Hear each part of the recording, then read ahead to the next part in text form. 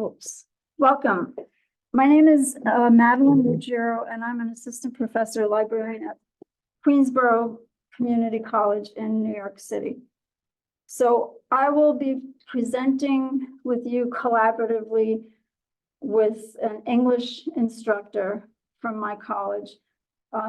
We collaborated on a grant proposal in which we received a grant to study the effects of using a digital annotation tool, namely Hypothesis, to implement UDL principles, namely the principle of engagement. And I will talk about the benefits of a social annotation tool, the work that CUNY has done with workshops that align with UDL principles. And then I will show you what an annotation tool looks like. And then the second part, my colleague will talk about the results of the study that we conducted in the fall. We conducted a study with an English class that used the tool and an English class as a control that did not use the tool. Studies show that students who feel they don't belong are the ones who leave college. And this is especially true for community college students, because students do not live on campus. They just come here for classes and then they leave because they've got other commitments, jobs, things like that. And so for those who feel that they belong in a college or in a class, the studies are showing that there's a less likelihood that students will drop out. Non-cognitive barriers to persistence include confidence, motivation, and engagement. Now, these are the three guidelines that are talked about under the engagement principle of UDL. And we also have a workshop here at City University of New York, which talks about GPS mindset, which comes from the University of Virginia. There's a partnership, and this GPS mindset aligns with the guidelines under the engagement principle. And actually, this acronym of GPS is used by David Rose in one of his books on UDL as a metaphor for UDL, but he's talking about the GPS navigation tool. So he's talking about accessibility. Where here, I'm speaking about the emotional benefits that we can take from the UDL principles and guidelines. So the G stands for growth mindset, which is a belief that intelligence and skills are developed with persistence, strategies, and help. So I tell students that the brain is like a muscle. If you don't use it, then you lose it, type of thing. And that they will be able to do the assignment if they follow the strategies that I give them and if they ask for help. Most students don't ask for help, but I try to stress that it's very important to ask for help if you don't understand something. And then the P stands for purpose and relevance or value of the assignment. So for example, in a speech class, I will tell students that it's important to know how to give a speech so that you can represent yourself when you're going out into the world to find a job. You can advocate for yourself, and also speeches and presentations are used in many workplaces. That's an example of showing students the relevance and purpose for the assignment. And then a sense of belonging, a belief that the students are socially and academically connected. Now, through our work with the social annotation tool Hypothesis, this was a strong factor because students are working together and annotating their article or their source that they're looking at. Now, why GPS? Because it's related to academic success, student well-being. It's a measurable, valid way of tracking. It's more effective for students who have been historically excluded from academia. This is what the science shows. And also remember that GPS also relates to UDL principles under engagement, which I will show you in a minute. So here's a sample recording of how I use the mindset framework in an embedded video I created for an interactive tutorial that I gave nursing students on how to find and read a scientific article. Listen for any GPS messaging in this recording, and you can jot anything down that you'd like. So, one moment here. Okay. Welcome to this interactive tutorial on how to find and read a scientific article in a nursing database. My name is Madeline Ruggiero, and I am a librarian at QCC. I'm excited to present this material that will help you simplify the confusing task of understanding the language and writing format used in an unfamiliar subject. This tutorial is divided into sections or modules. The information will be presented in bite-sized chunks, which allows for reflection and better comprehension before moving on to the next section. You will be able to work at your own pace, solo, or with a classmate, and revisit each section as needed. Your knowledge will build as you progress through each module. What you learn here will apply to any future classes you take in the sciences, such as biology, chemistry, and the social sciences. The first section will cover information on database searching strategies. You will learn how to limit your search to retrieve a scientific article. This will lead to successful results. The following module will define the 6 components of a scientific article with a short video that describes each. Lastly, tips will be given in a short video on the order in which to read the sections of a scientific article for maximum understanding and relevancy.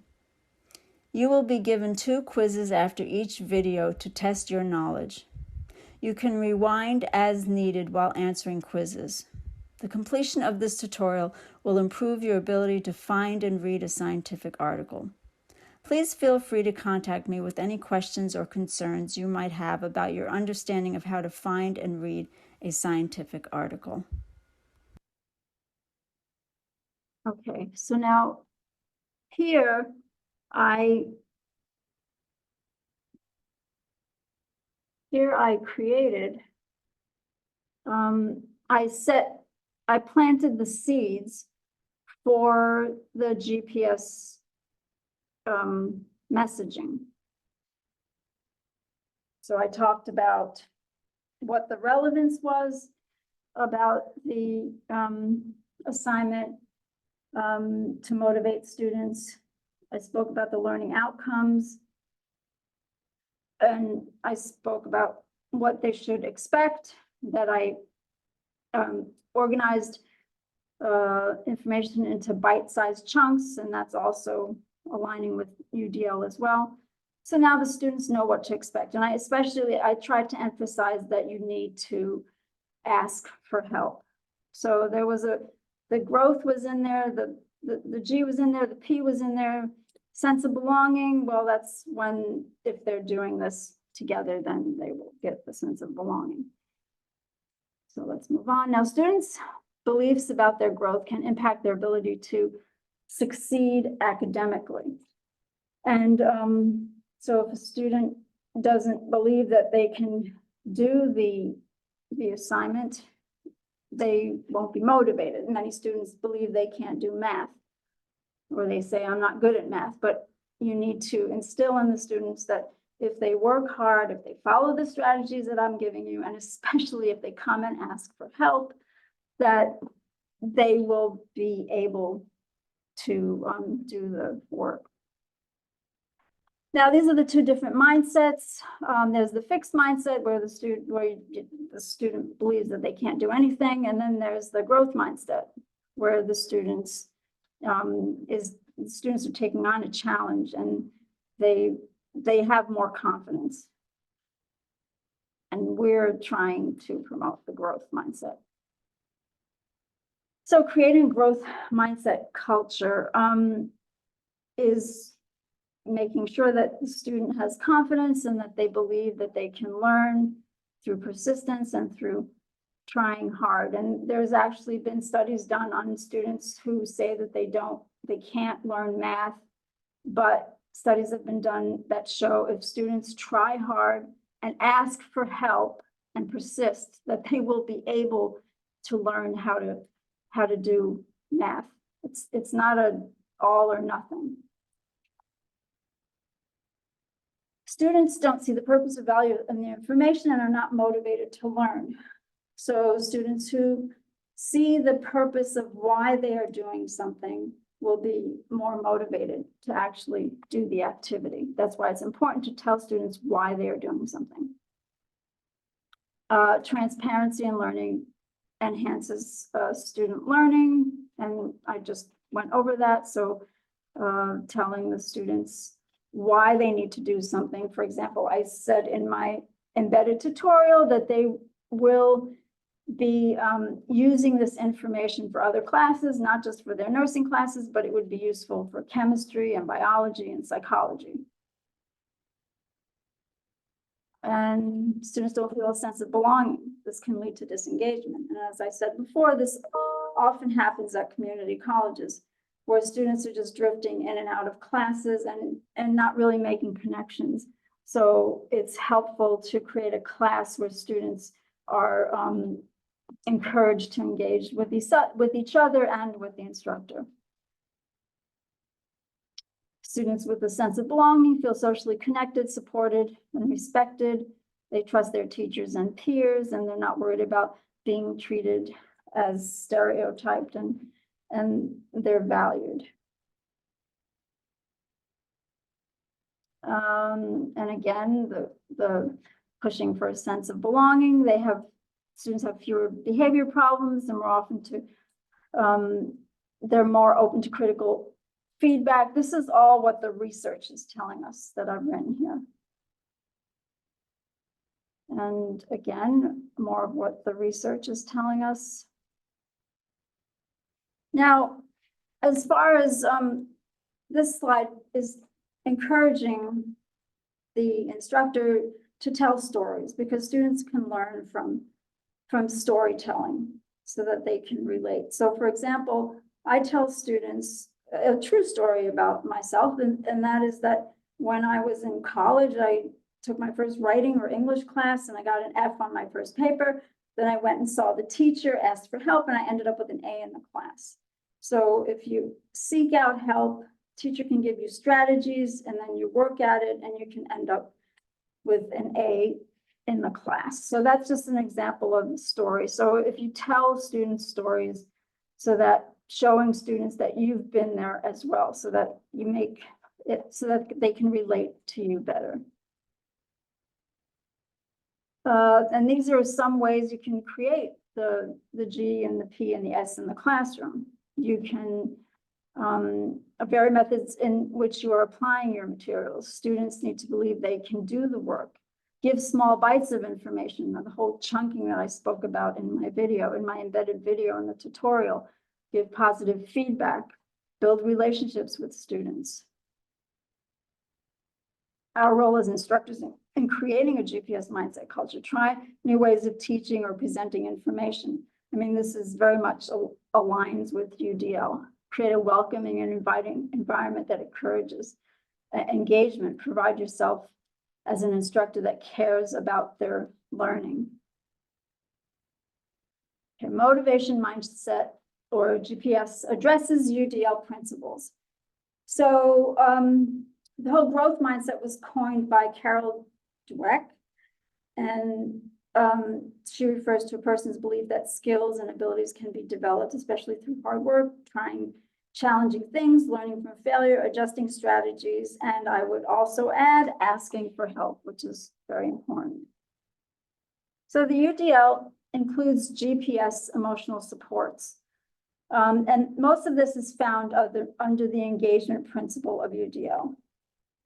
So here we have the engagement principle and guidelines of, here's one, optimizing relevance, value, and authenticity. So this would be the P, the purpose. And then we have fostering collaboration and community. That would be the S. And promote expectations. Here we have promote expectations and beliefs that optimize motivation. That would be the G for the growth mindset. So it's all in the UDL principles, but people don't usually talk about the emotional supports that are in UDL. So here I'm just elaborating, promote expectations and beliefs that optimize motivation, and then you can click on your research here. So here's a checkpoint. There's another checkpoint, optimize relevance, value, and authenticity for the purpose. And then we have sense of belonging, foster collaboration, and community.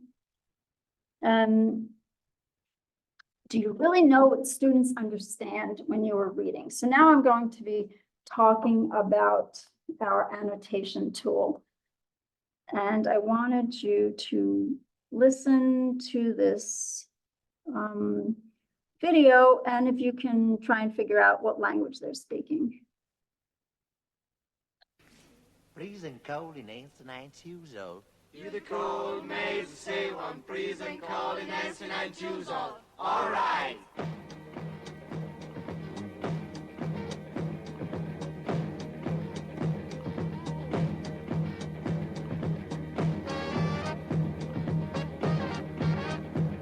When I stay in the shoes now, I'll hold the scene in a whole red maybe get the color boss dying.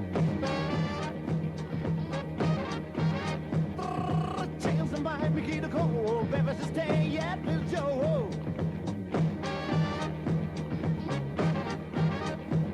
When I stay in the shoes now, I'll hold the scene in a whole red maybe get the color boss dying.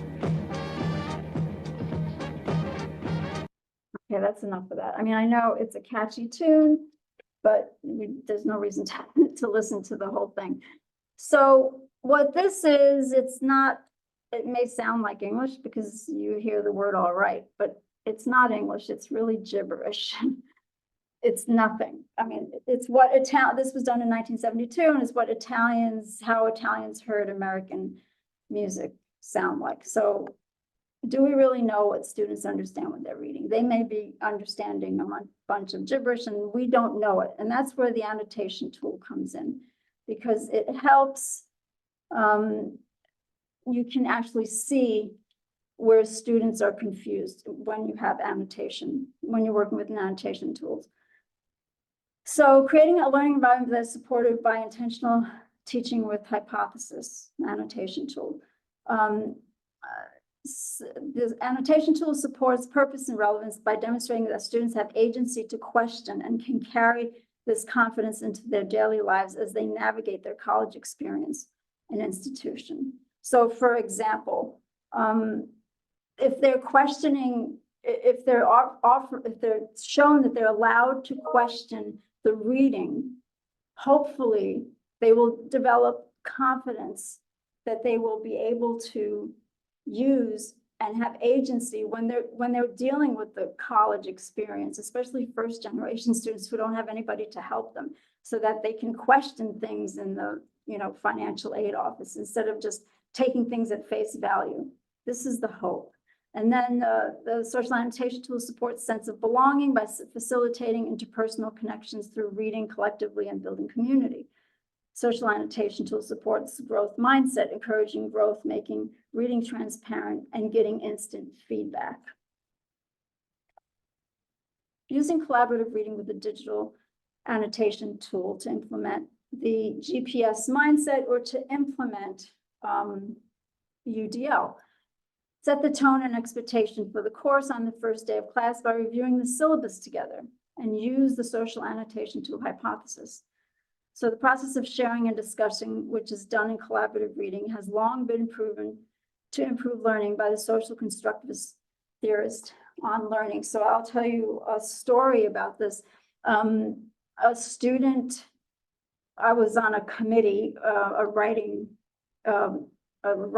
concentration committee, and a student thought that she was taking an intensive writing class, because you need to take one intensive writing class to graduate. Because in the syllabus, it said this is an intensive writing class. But she wasn't actually taking what was deemed to be an intensive writing class. There was just intensive writing within the class. Now, had the instructor used the social annotation tool and had students gone over the syllabus together, this question may have been brought up, such as, will I be getting credit, will this be going towards my accommodations or towards my requirement for an intensive writing class, something like that. But there could have been more clarity when you use a social annotation tool with the syllabus. Okay, so what is an annotation? Annotation is defined broadly as a note added to a text, which can provide information, share commentary, express power, spark conversation, and aid learning. The purpose of using annotations in a communal setting is to better understand the text through others' experience of the text, as students learn and find inspiration from each other. Pedagogical values of social annotation: active learning component that happens, helps retain the information, equity in line with OER, gives students access to material. Inclusion: all students can participate from all backgrounds, also equalizing of voices as well. So the shy person may not want to speak up in class, but then may want to be, may feel more comfortable writing in an annotation. So this is another form of giving students another way of interacting, as you would in UDL. So they can interact by speaking or they can interact by writing. And this is the writing part of it.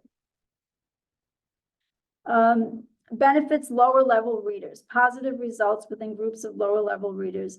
High achieving readers would contribute, but their gain is not as significant as lower level reading. We already mentioned that. And empirically supported benefits of social annotations. I'm not going to go through all of these, but I can just read out some of them. It gives asset-based feedback on each other's work. So, and then the instructor can see where students are actually struggling by the annotations that they make. Enhances learning that is happening in the classroom. A way of creating community in an online class, especially in an online class. Creates an atmosphere where students feel empowered to offer insights. And by the way, the study that the English professor and I did was not in an online class, it was an in-person class, and she'll talk about that. So 4 key dimensions of classroom life that are necessary to support reading development: social dimension, personal dimension, cognitive, and knowledge building dimension. This is all according to the research. And this is how hypothesis works. So I'm going to try and play this, and if it doesn't load, because I've been having trouble having this load. Oh, here we go. So this is just a brief demonstration of how it works. Hello everyone, I am here to talk about a tool that I've been using with Blackboard called Hypothesis. Hypothesis is simply a way for everyone in your class to annotate a text together without having a separate login or a separate platform to use. Hypothesis started as Genius.com, which is a lyrics annotation platform that most of your students are going to be familiar with. So they're already going to know how to do this work. The reason I use Hypothesis is because it allows everyone in the class to work together to understand and share their thoughts about a text. I originally started using this with the Open Web platform, which you see here, but now that they have a Blackboard plugin, it's a lot easier. I'm going to show you an example of how I use this in my class. So you can see this is my Blackboard site, and under Syllabus and Documents, anytime you see this red H, it is a hypothesis document. Under the hypothesis document, I link the article itself and I give students specific directions. You can see to start out, I only asked them to include 3 annotations and 1 reply, but I gave them criteria as to what an annotation might be: a summary or paraphrase, a definition of a term, a reference with links or images and videos, opinions with evidence, questions from you or their fellow classmates, or links to related materials. As we continue through the course, I kind of up the ante, and as you can see here, they had 8 annotations and 3 replies due later. So I'll show you an example of what this looks like. This article from the Huffington Post on why poetry matters was uploaded to my course as a hypothesis document. When students click on it, it automatically loads this sidebar with annotations. All students need to do to annotate is highlight words, and up will pop the annotation buttons, which they can then use to write, add tags, and they can even add images, links, quotations, and manipulate the text just as you would in an email. You can see here that it says post to my class, ENG 152, or they can change it to post to only me, which would then be a private annotation. Once they do that and post it to the class, other students can reply to their post by clicking this arrow and respond accordingly. You can see this in action through the annotations of my students. You see here that students go into in-depth explanations, they even link to outside sources, and they reply to each other, thanking each other for their hard work and including points that they agree or disagree with. You can see that there's a really robust conversation happening here in the margins of this particular article, but I can tell you that it is true with all the articles in my class. I then also use the opportunity to reply to them when I see that they have questions or are having trouble.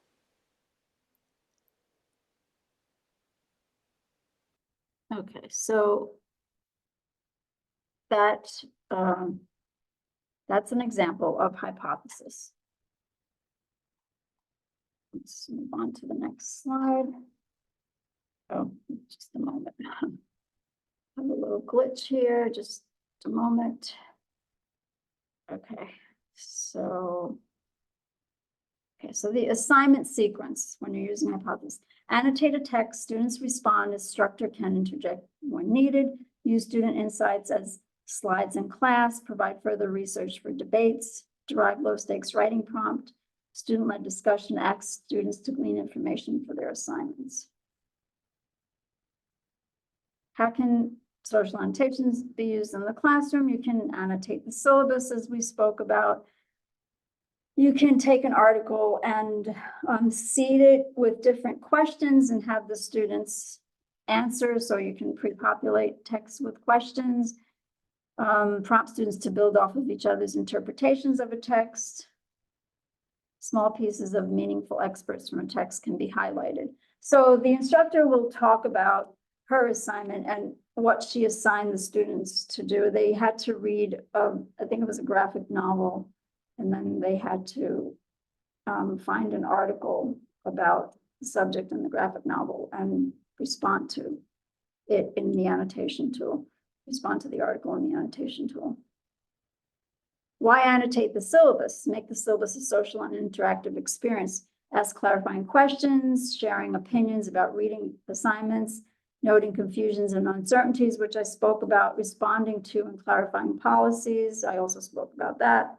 So it can be very helpful to annotate a syllabus for clarity. And that's how you would also can use the syllabus as an introductory assignment to the annotation tool. And assessing social annotations, you can grade the annotations. You can grade by how much they contributed to the community. And I'm not sure how Angela graded it. Maybe she'll touch on that. Challenges of annotation tools. You can have too many annotations and create anxiety. Students can become overstimulated. Being hyper-focused on one thing, we may miss the big picture, and some students can't multitask. This is what students can be telling themselves after using social annotation tools is I can't do this yet. I will try these new strategies I learned. And hopefully they'll say, I need to revise this. And hopefully they can say, well, I can always go to my professor and ask if I don't understand something. So the results of the study using hypothesis, I mean, I looked at some of the results and this was my interpretation, but Angela will speak more in depth about the results. Basically, we found that students who engaged in group annotations pulled out elements of the text and had a deeper discussion. So it increased their critical thinking and put in their own ideas in the annotations. Now we're going to run this again because we didn't get as much engagement as we would have liked to, but Angela will discuss that. And then these are just some helpful readings. And then I'll turn it over to Angela.